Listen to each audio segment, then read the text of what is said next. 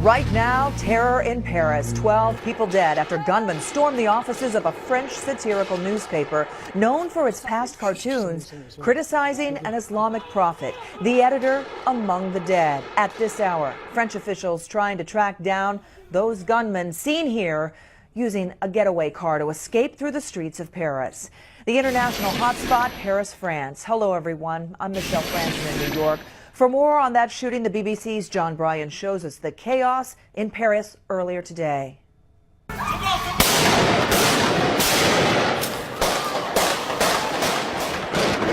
in the heart of Paris. Masked and heavily armed, two men entered the building in the centre of the French capital late this morning and began firing. By the time they'd stopped, at least 12 people were dead. Many others were seriously injured. The police were quickly on the scene, only to come under attack themselves. Images posted on social media capture the drama. Eyewitnesses have been describing what they saw.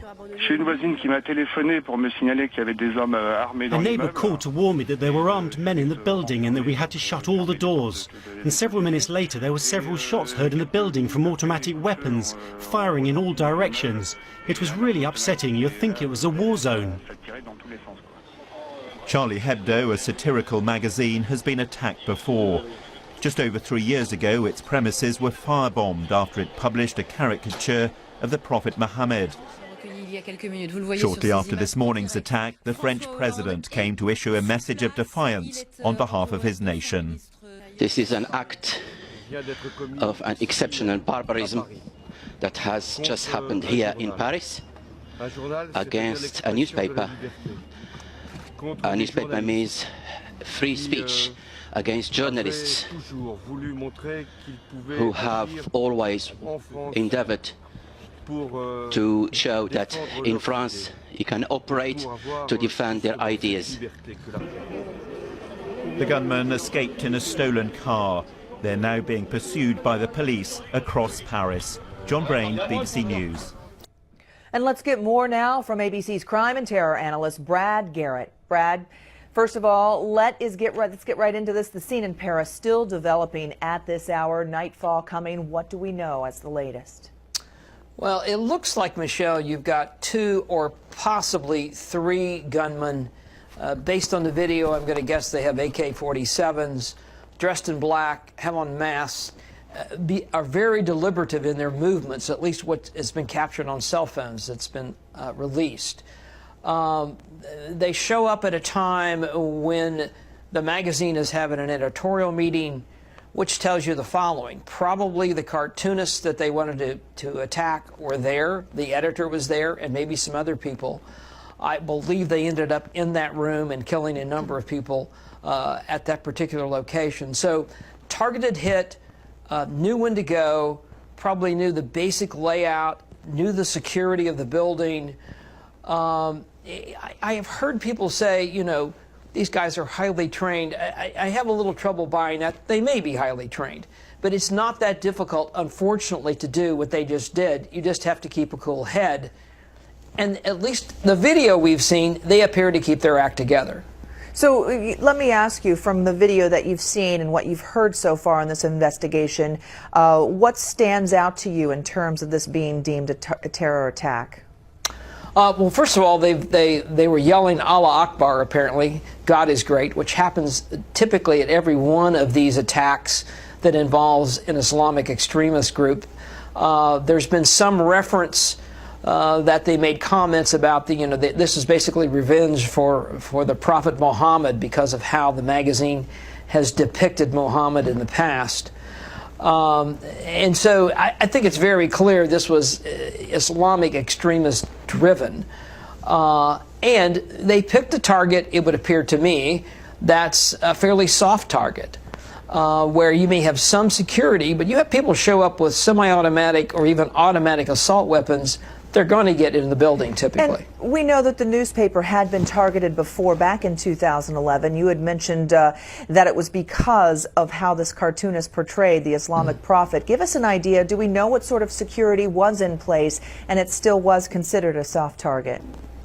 I believe there was at least 2, I don't know the exact number of security personnel, but the idea that somebody shows up at the front door with long guns that they know how to use, you're not going to be able to defense against that. I suppose if they had some sort of heavy-duty bulletproof glass that you had to go through a series of steps to get into the building, like you would in an intelligence agency or many law enforcement agencies on the federal level in the U.S., you wouldn't have gotten in.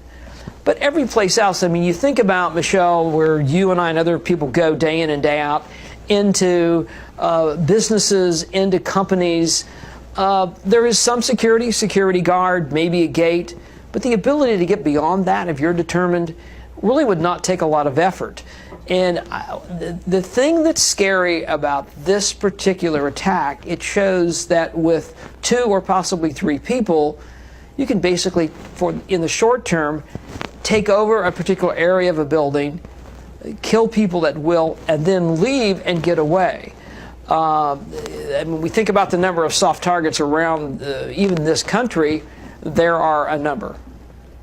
So, Brad, in one video clip that we're going to show, we see a small black car that the suspects had climbed into, and appears that a shoe falls out. One of them picks it up and throws it back in the car. What do you make of this video and what you're seeing play out here with the suspects?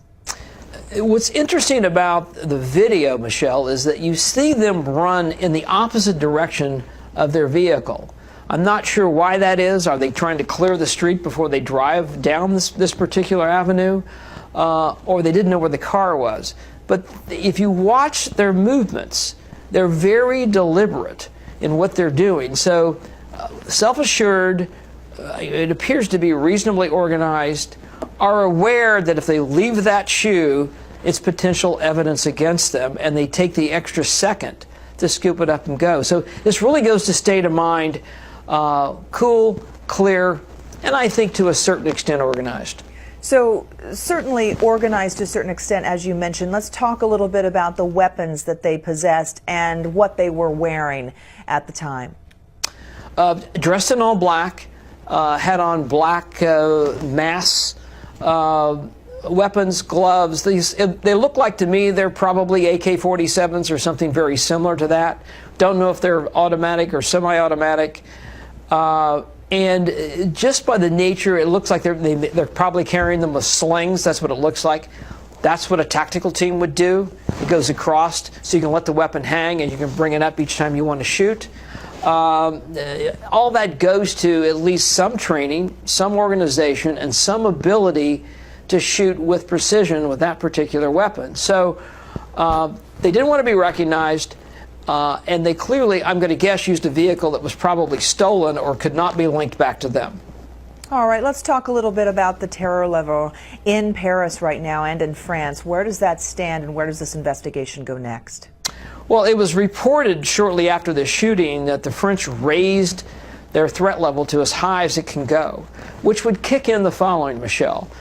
Government agencies, intelligence agencies, law enforcement, etc., would increase the security in and around their buildings. It will also probably kick in a higher security in other locations throughout France, for one thing. It's also going to raise how they look at intelligence as it comes to them. Much more maybe sensitized to something they may take a few days to investigate. They're probably going to look at it immediately at this point. So the likelihood that, could they have another attack like this? Of course they could. It could happen any place, but it takes you to a level where everyone basically is on edge. And you mentioned that, of course, the world watching here, a global response. Give us an idea about any increased security here in the U.S. and what law enforcement is doing here right now. I don't know, Michelle, if you'll actually see a bigger physical presence in and around the United States, around certain buildings. What you will see is an increase in intelligence. Is there some link, for example, from an intel standpoint, of these shooters in Paris and someone here or in someone else in the other part of the world.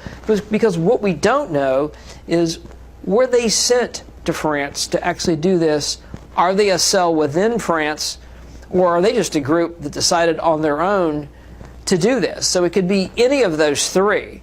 So that's what the French have to sort out. I guarantee you we are helping them, as well as a number of other countries, sharing intel and seeing how it marries up. All right, ABC's crime and terror analyst Brad Garrett, thanks for joining us, as always. And of course, you can keep up with this story in real time by downloading the ABC News app and starring the story for exclusive updates on the go. You've been watching International Hotspot. I'm Michelle Franz.